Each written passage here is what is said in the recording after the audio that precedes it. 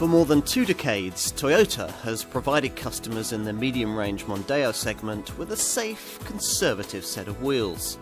It's never been the most exciting choice, but it's always been up there as one of the most sensible ones.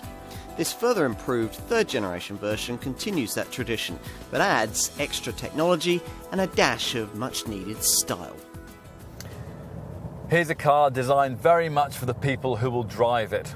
Those who have to cover long distances quickly and use the time while they do so effectively. To meet those needs, this Avensis has always been primarily tuned for highway ride comfort, and it still is. As for secondary road handling, well, tweaks to the suspension and steering of this revised model have brought small improvements, but this still isn't the car you'd choose in this segment if you were after a dynamic drive. It's very much, though, the model you'd choose for long distances.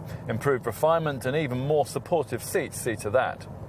As for engines, well, Toyota still doesn't want to offer its hybrid technology in this car, but it does now provide buyers with a downsized diesel, 110 brake horsepower, 1.6-litre D4D unit, co-developed with BMW.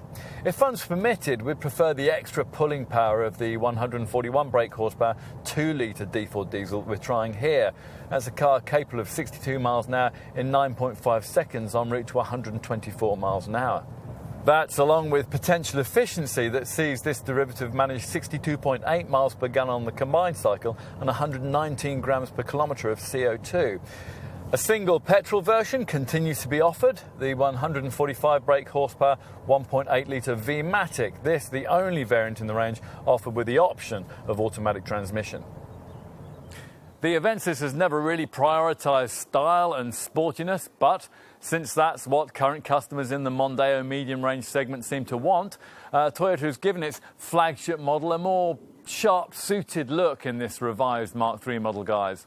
The whole approach is based around what the brand calls energetic elegance, the idea being to give the car a more dynamic, more prestigious feel.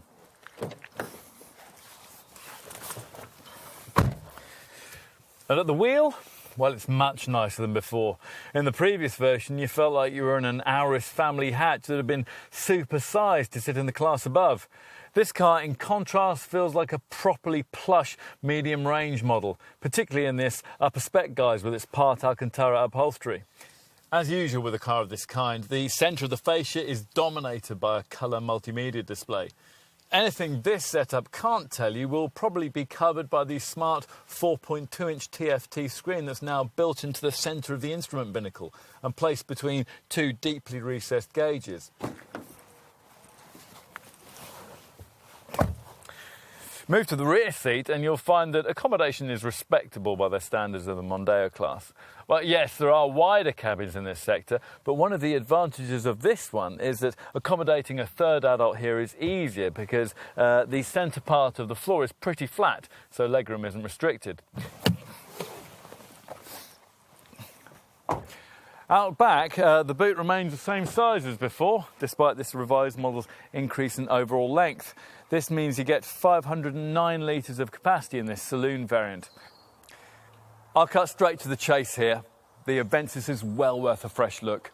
Toyota has spent £26 million, commissioned 368,000 man-hours and changed more than 1,000 parts in its efforts to force this Mark III model back into class contention.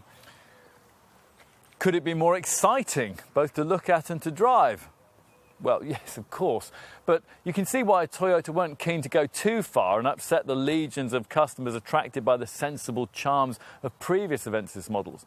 The brand knows that the medium-range market is closely fought and highly populated, with buying decisions often coming down to the smallest detail.